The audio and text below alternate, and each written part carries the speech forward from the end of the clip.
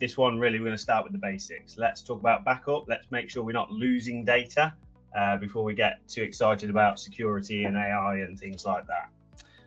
After that, we're going to talk about identity, so human risk. We're talking about security awareness training, phishing simulation. Then we're going to move on to things like managed detection and response. So how are attacker techniques changing in terms of how they're trying to get into our Microsoft 365 environments.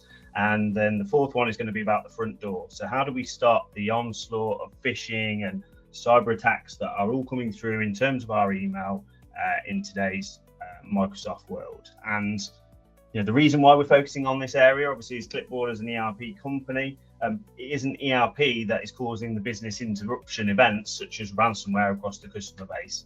Unfortunately, email, like printing, CRM, ERP, is a nervous center of our business. So how many companies do you know that don't have an email? Unfortunately, I don't know any, and most people won't be able to answer that question. But if you think about everything that is in your email, and this is important for later on in the discussion about backup and data as well, that's a gold mine of information that is in there. Customers, suppliers, partners, protected conversations. It's really important, and that's what attackers are seeing as well, right? So that's part of the reason why we're working through these sessions, is to say that actually previously it was all about, I need to get into James's system, and it might be different from Harple's system, but actually now I've just got this whopping great big target that if I can create these attacks that are highly repeatable, then I can really get access to monetize some really powerful information that I can find within those accounts.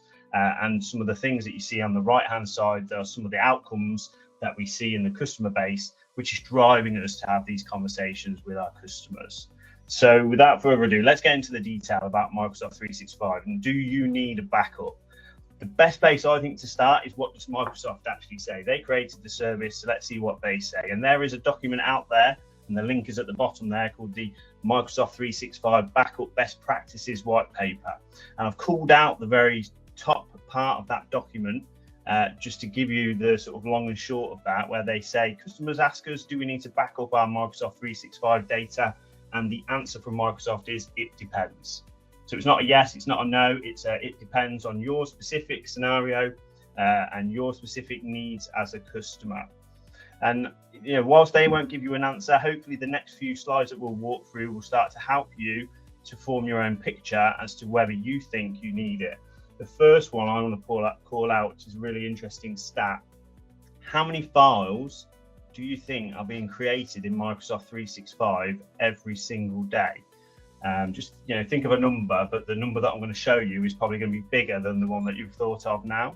It's actually 2.5 billion files per day. 2.5 billion files per day being created in Microsoft 365. And that number is only going up through things like AI usage, Copilot, transcripts, all of those things that we're using more and more as the features keep increasing in the Microsoft ecosystem. So surely out of 2.5 billion files per day, there's some stuff that we can't live without. There's some stuff in there that we don't want to lose. And ultimately, it's our responsibility as a customer of Microsoft to actually protect our data.